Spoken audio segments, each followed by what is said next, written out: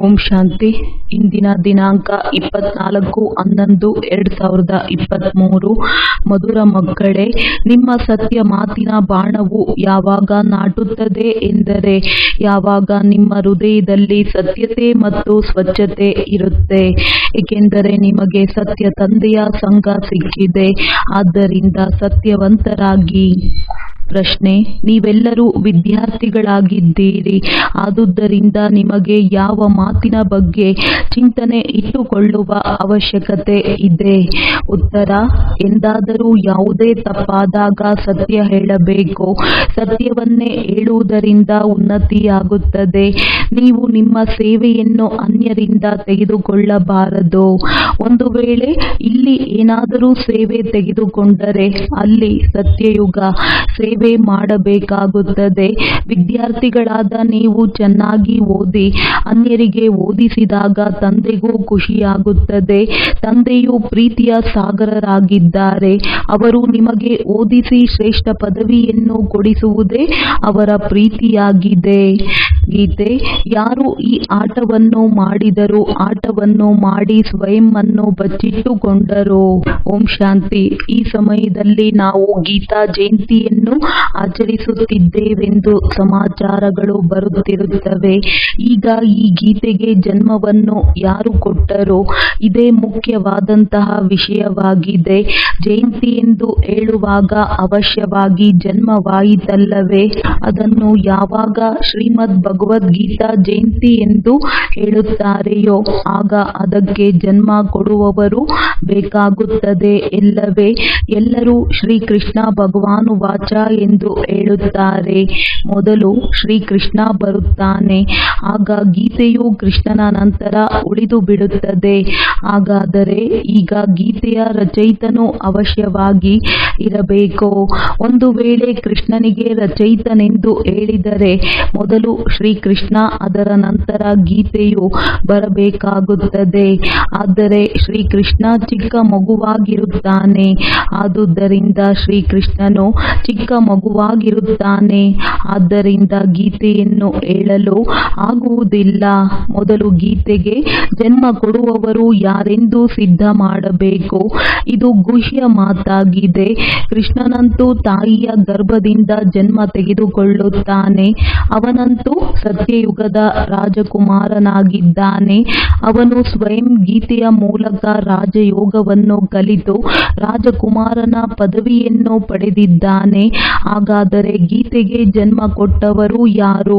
ಪರಂಪಿತ ಪರಮಾತ್ಮ ಶಿವನೋ ಅಥವಾ ಶ್ರೀಕೃಷ್ಣನೋ? ವಾಸ್ತವದಲ್ಲಿ ಶ್ರೀಕೃಷ್ಣನಿಗೆ ತ್ರಿಲೋಕಿನಾಥ ತ್ರಿಕಾಲದರ್ಶಿ ಎಂದು ಹೇಳುವುದಿಲ್ಲ. ತ್ರಿಲೋಕಿನಾಥ ತ್ರಿಕಾಲದರ್ಶಿ ಎಂದು ಒಬ್ಬರಿಗೆ ಹೇಳಲಾಗುವುದು. ತ್ರಿಲೋಕಿನಾಥ ಎಂದರೆ ಮೂರು ಲೋಕಗಳಲ್ಲಿ ರಾಜ್ಯ ಮಾಡುತ್ತಾರೆ. ಮೂಲ, ಸೂಕ್ಷ್ಮ, ಸ್ಥೂಲ ಈ ಮೂರು ಲೋಕಗಳಿಗೆ ತ್ರಿಲೋಕ ಎಂದು ಹೇಳಲಾಗುತ್ತದೆ. ಇದನ್ನು ತಿಳಿಸಿಕೊಡುವವರು ತ್ರಿಲೋಕಿನಾಥ ತ್ರಿಕಾಲದರ್ಶಿ ಪರಂಪಿತ ಪರಮಾತ್ಮ ಶಿವನಾಗಿದ್ದಾರೆ. ಈ ಮಹಿಮೆಯು ಕೃಷ್ಣನ ಮಹಿಮೆ ಎಲ್ಲ, ಶಿವನ ಮಹಿಮೆಯಾಗಿದೆ.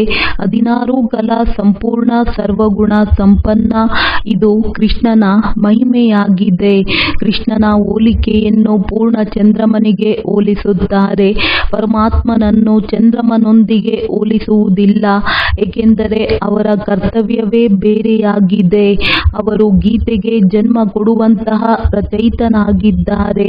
ಗೀತಾ ಜ್ಞಾನದಿಂದ ಮತ್ತು ರಾಜಯೋಗದಿಂದಲೇ ದೇವತೆಗಳು ರಚನೆಯಾಗುತ್ತಾರೆ.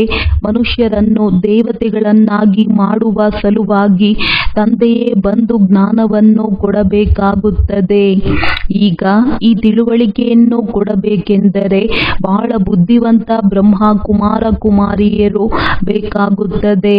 ಎಲ್ಲರೂ ಒಂದೇ ರೀತಿಯಾಗಿ ತಿಳಿಸಿಕೊಡುವುದಿಲ್ಲ. ತಿಳಿಸುವಂತಹ ಮಕ್ಕಳು ಸಹ ನಂಬರ್ ವಾರ್ ಆಗಿದ್ದಾರೆ. ಶ್ರೀಮದ್ ಭಗವದ್ಗೀತೆಗೆ ಜನ್ಮ ಕೊಟ್ಟಂತವರು ಯಾರು ಎಂದು ವಿಷಯವನ್ನು ಇಡಬೇಕು. ಇದರ ವ್ಯತ್ಯಾಸವನ್ನು ತಿಳಿಸಬೇಕು. ಭಗವಂತನಾದರೂ ಒಬ್ಬ ಪರಂಪಿತ ಪರಮಾತ್ಮ ಶಿವನಾಗಿದ್ದಾರೆ. ಆ ಜ್ಞಾನ ಸಾಗರನಿಂದ ಜ್ಞಾನವನ್ನು ಕೇಳಿ ಕೃಷ್ಣನು ಈ ಪದವಿಯನ್ನು ಪಡೆದನೋ, ಸಹಜ ರಾಜಯೋಗದಿಂದ ಈ ಪದವಿಯನ್ನು ಹೇಗೆ ಪಡೆದನೋ ಈ ತಿಳುವಳಿಕೆಯನ್ನು ಕೊಡಬೇಕಾಗುವುದು. ತಂದೆಯು ಬ್ರಹ್ಮನ ಮೂಲಕ ಬ್ರಾಹ್ಮಣರನ್ನು ರಚನೆ ಮಾಡುತ್ತಾರೆ ಹಾಗೂ ಸರ್ವ ವೇದಶಾಸ್ತ್ರಗಳ ಸಾರವನ್ನು ಹೇಳುತ್ತಾರೆ. ಏಕೆಂದರೆ ಬ್ರಹ್ಮನ ಜೊತೆ ಬ್ರಹ್ಮಮುಖ ವಂಶಾವಳಿಯು ಇರಬೇಕಾಗುತ್ತದೆ. ಬ್ರಹ್ಮನಿಗೆ ಮಾತ್ರ ತ್ರಿಕಾಲದರ್ಶಿತನದ ಜ್ಞಾನವು ಸಿಗುತ್ತದೆ. ತ್ರಿಕಾಲ ಅಂದರೆ 3 ಕಾಲಗಳ ಜ್ಞಾನವು ಸಿಗುತ್ತದೆ.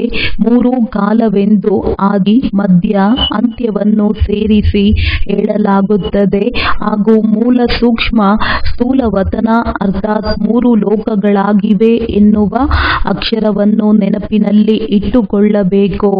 ಆದರೆ ಬಹಳ ಮಕ್ಕಳು ಇದನ್ನು ಮರೆತು ಹೋಗುತ್ತಾರೆ. ದೇಹ ಅಹಂಕಾರವೆಂಬ ಮಾಯೆಯು ಮರೆಸುತ್ತದೆ. ಆದುದರಿಂದ ಗೀತೆಯ ರಚಯಿತ ಪರಂಪಿತ ಪರಮಾತ್ಮ ಶಿವನಾಗಿದ್ದಾರೆ, ವಿನಃ ಶ್ರೀಕೃಷ್ಣನಲ್ಲ.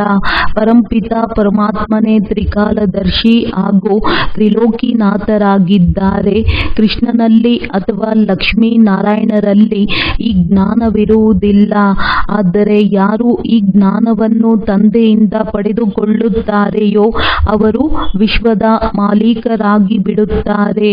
ಯಾವಾಗ ಸದ್ಗತಿ ಸಿಗುವುದೋ ಆಗ ಈ ಜ್ಞಾನವು ಬುದ್ಧಿಯಲ್ಲಿ ಮರೆತು ಹೋಗುತ್ತದೆ. ಸರ್ವರ ಸದ್ಗತಿದಾತ ಅವರೊಬ್ಬರೇ ಆಗಿದ್ದಾರೆ. ಅವರು ಪುನರ್ಜನ್ಮವನ್ನು ತೆಗೆದುಕೊಳ್ಳುವುದಿಲ್ಲ. ಸತ್ಯಯುಗದ ಆದಿಯಿಂದ ಪುನರ್ಜನ್ಮವು ಆರಂಭವಾಯಿತು. ಕಲಿಯುಗದ ಅಂತ್ಯದವರೆಗೆ 84 ಜನ್ಮಗಳನ್ನು ತೆಗೆದುಕೊಳ್ಳುತ್ತಾರೆ. ಎಲ್ಲರೂ 84 ಜನ್ಮಗಳನ್ನು ತೆಗೆದುಕೊಳ್ಳುವುದಿಲ್ಲವೆಂಬ ತಿಳುವಳಿಕೆಯನ್ನು ಕೊಡಬೇಕಾಗುತ್ತದೆ. ಯಾರು ಈ ಗೀತೆಯನ್ನು ಬರೆದವರೋ ಅವರಿಗೆ ತ್ರಿಕಾಲದರ್ಶಿ ಎಂದು ಹೇಳುವುದಿಲ್ಲ. ಶ್ರೀಕೃಷ್ಣ ಭಗವಾನುವಾಚ ಎಂದು ಮೊದಲೇ ಬರೆಯಲ್ಪಟ್ಟಿದೆ. ಇದು ಸಂಪೂರ್ಣ ತಪ್ಪಾಗಿ ಬಿಟ್ಟಿದೆ. ಅವಶ್ಯವಾಗಿ ತಪ್ಪು ಆಗಬೇಕಾಗುತ್ತದೆ.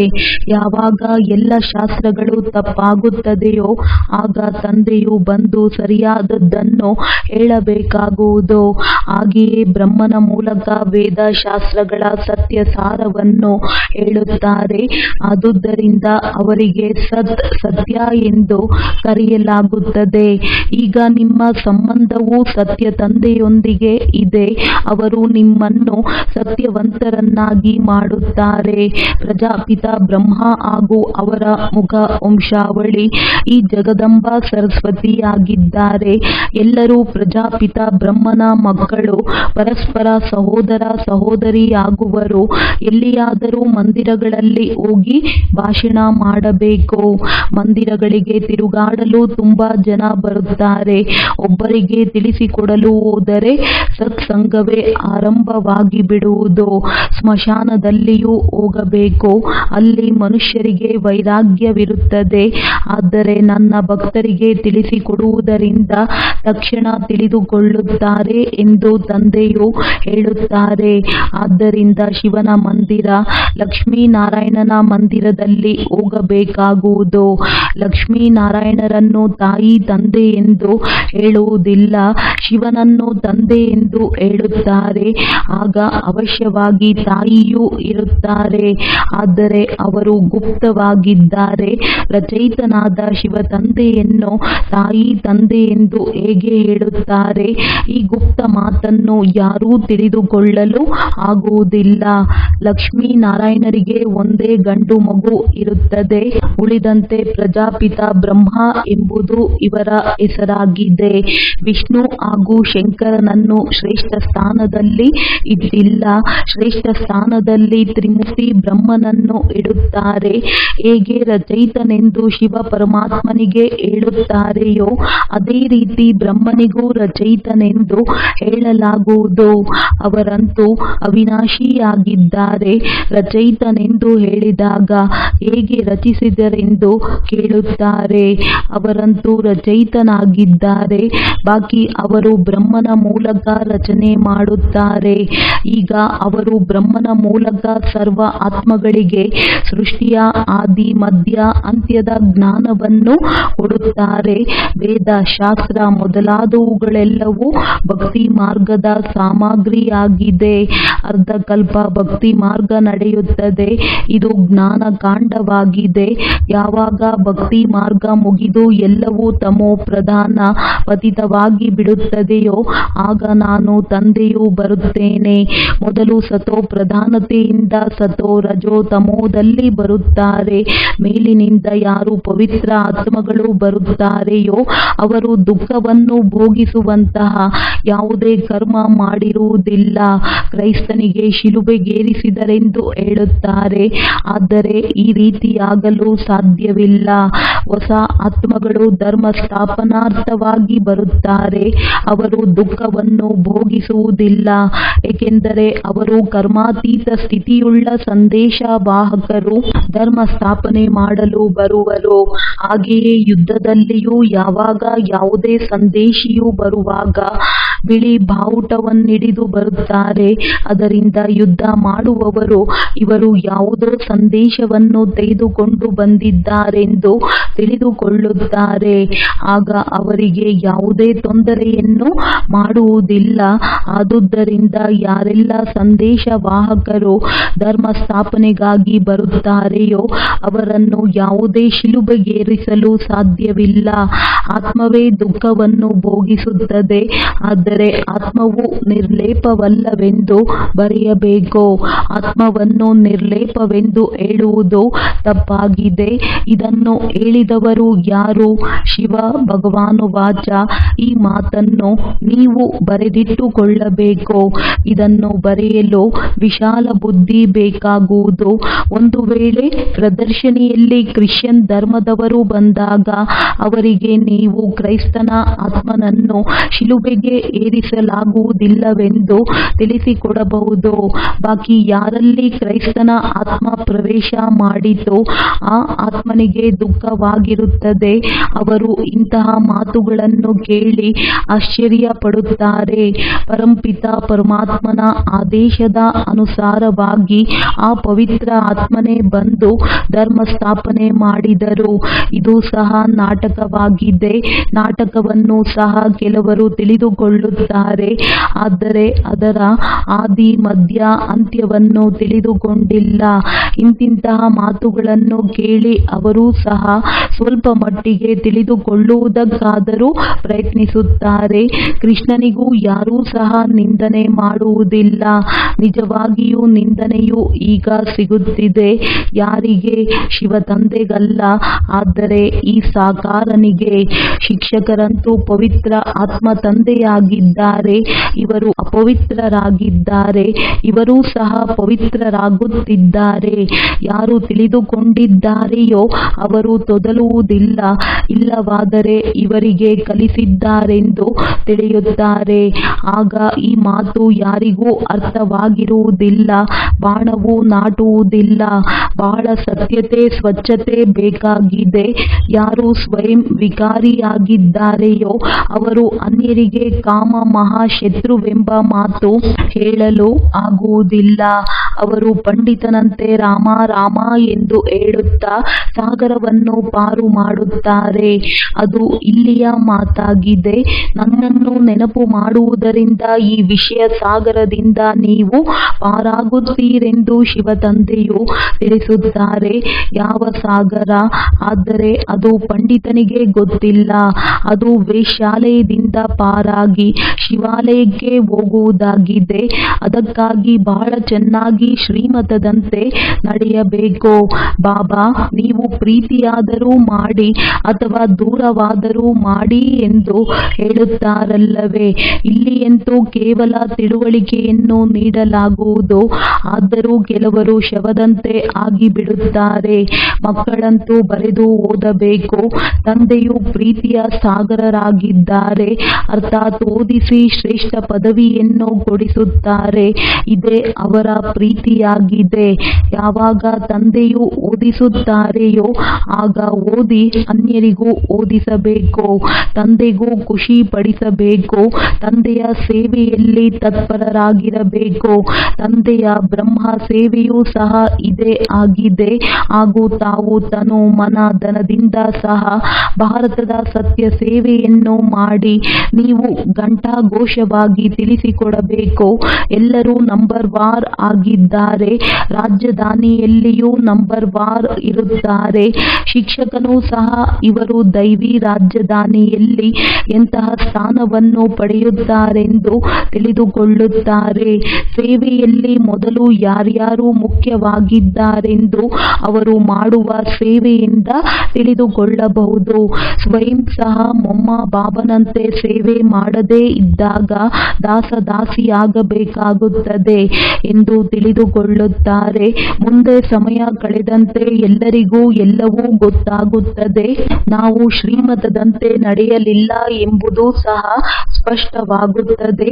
ಈ ಸಮಯದಲ್ಲಿ ತಮ್ಮ ದಾಸಿಯರನ್ನಾಗಿ ಮಾಡಿಕೊಂಡರೆ ಸ್ವತಃ ನೀವೇ ದಾಸಿಯರಾಗಬೇಕಾಗುತ್ತದೆ. ಇಲ್ಲಿ ಮಹಾರಾಣಿಯಾಗಿರುವುದು ದೇಹಾಭಿಮಾನವಾಗಿದೆ. ಬಾಬಾ ಇಂತಹ ತಪ್ಪಾಯಿತೆಂದು ಸತ್ಯ ಹೇಳಬೇಕು.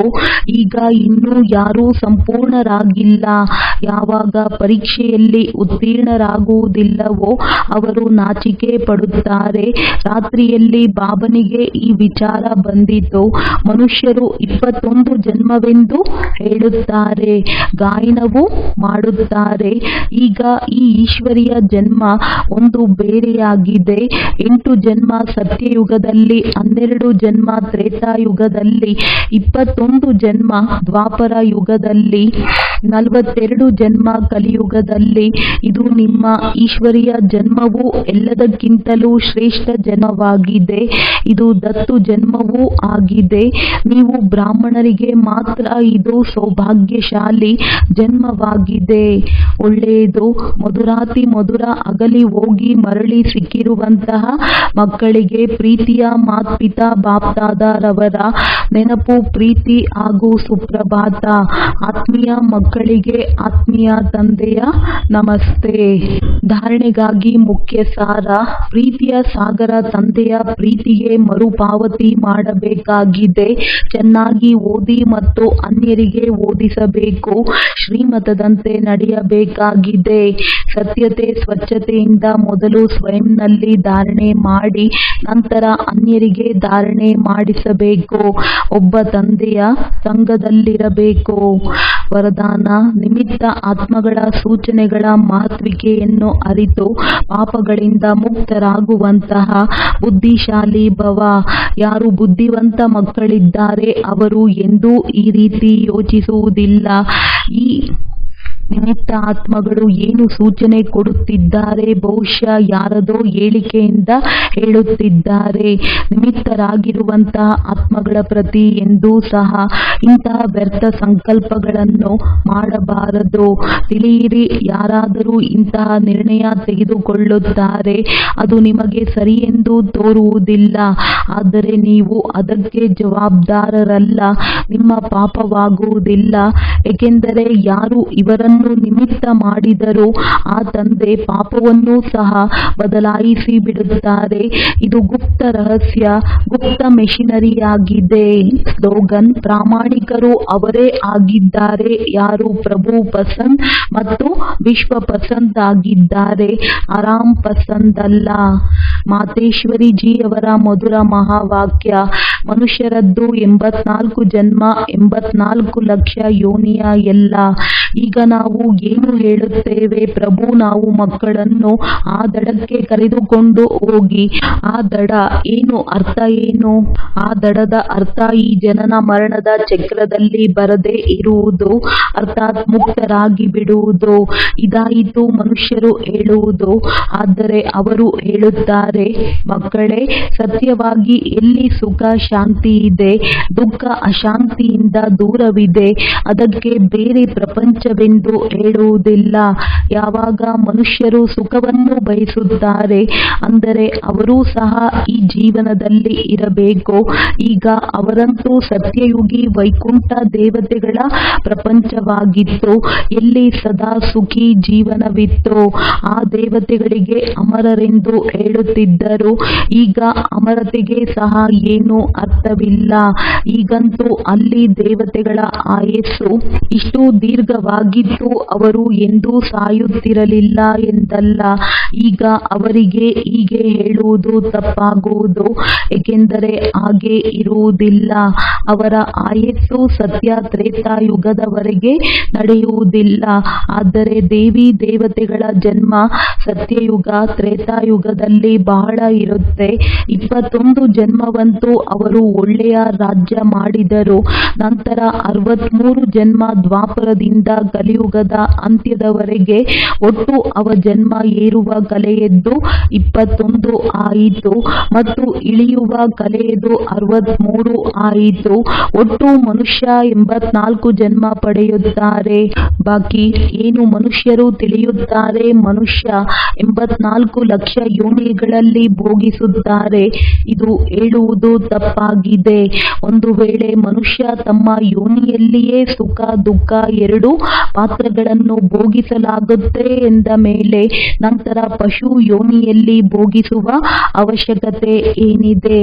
ಈಗ ಮನುಷ್ಯರಿಗೆ ಈ ಜ್ಞಾನವೇ ಇಲ್ಲ. ಮನುಷ್ಯರಂತೂ 84 ಜನ್ಮ ಪಡೆಯುತ್ತಾರೆ. ಉಳಿದಂತೆ ಒಟ್ಟು ಸೃಷ್ಟಿಯ ಮೇಲೆ ಪಶು ಪಕ್ಷಿ ಪ್ರಾಣಿ ಇತ್ಯಾದಿ ಒಟ್ಟು 84 ಲಕ್ಷ ಯೋನಿಗಳು ಅವಶ್ಯವಾಗಿದೆ. ಅನೇಕ ಬಗೆಯ ಜೀವ ಜಂತುಗಳಿವೆ. ಅದರಲ್ಲಿಯೂ ಮನುಷ್ಯ ಯೋನಿಯಲ್ಲಿಯೇ ತನ್ನ ಪಾಪ ಪುಣ್ಯ ಭೋಗಿಸುತ್ತಿದ್ದಾನೆ ಮತ್ತು ಪಶು ಪ್ರಾಣಿಗಳು ತಮ್ಮ ತಮ್ಮ ಯೋನಿಗಳಲ್ಲಿ ಜನ್ಮದಲ್ಲಿ ಭೋಗಿಸುವುದನ್ನು ಭೋಗಿಸಬೇಕಾಗುತ್ತದೆ. ಅಂದ ಮೇಲೆ ದುಃಖ ಸುಖದ ಅನುಭೂತಿಯಾಗುವುದು. ಹಾಗೆಯೇ ಪ್ರಾಣಿಗಳು ಸಹ ತಮ್ಮ ಯೋನಿಯಲ್ಲಿ ಸುಖ ದುಃಖವನ್ನು ಭೋಗಿಸಬೇಕಾಗುವುದು. ಆದರೆ ಅವುಗಳಲ್ಲಿ ಈ ಬುದ್ಧಿ ಇಲ್ಲ. ಹೀಗೆ ಭೋಗಿಸುತ್ತಿರುವುದು ಯಾವ ಕರ್ಮದಿಂದ ಆಗಿದೆ? ಅವರು ಭೋಗಿಸುವುದನ್ನು ಸಹ ಮನುಷ್ಯನು ಅನುಭವ ಮಾಡುತ್ತಾನೆ, ಏಕೆಂದರೆ ಮನುಷ್ಯನು ಬುದ್ಧಿಯುಳ್ಳವನಾಗಿದ್ದಾನೆ. ಬಾಕಿ ಈಗಲ್ಲ ಮನುಷ್ಯ 84 ಲಕ್ಷ ಯೋನಿಯಲ್ಲಿ ಭೋಗಿಸುತ್ತಾನೆ ಎಂದು ಜಡವೃಕ್ಷವೂ ಸಹ ಯೋನಿ ಪಡೆಯುತ್ತದೆ. ಇದಂತೂ ಸಹಜ ಮತ್ತು ವಿವೇಕದ ಮಾತಾಗಿದೆ.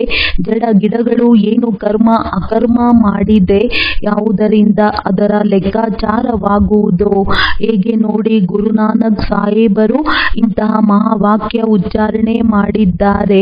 ಅಂತ್ಯಕಾಲದಲ್ಲಿ ಯಾರು ಪುತ್ರನನ್ನು ಸ್ಮರಣೆ ಇಂತಹ ಚಿಂತೆಯಲ್ಲಿ ಯಾರು ಸಾಯುತ್ತಾರೆ, ಅವರು ಹಂದಿಯ ಯೋನಿಯಲ್ಲಿ ವಲವಲವಾಗಿ ಇಳಿಯುತ್ತಾರೆ. ಆದರೆ ಈ ಹೇಳಿಕೆಗೆ ಅರ್ಥ ಇದೇ ಆಗಿದೆ.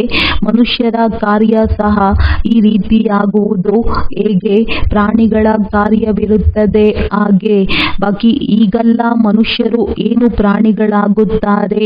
ಹೀಗೆ ಇದಂತೂ ಮನುಷ್ಯರಿಗೆ ಭಯ ಹುಟ್ಟಿಸಲು ಶಿಕ್ಷಣ ಕೊಡುತ್ತಾರೆ.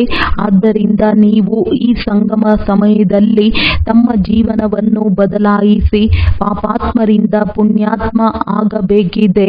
ಒಳ್ಳೆಯದು. ಓಂ ಶಾಂತಿ.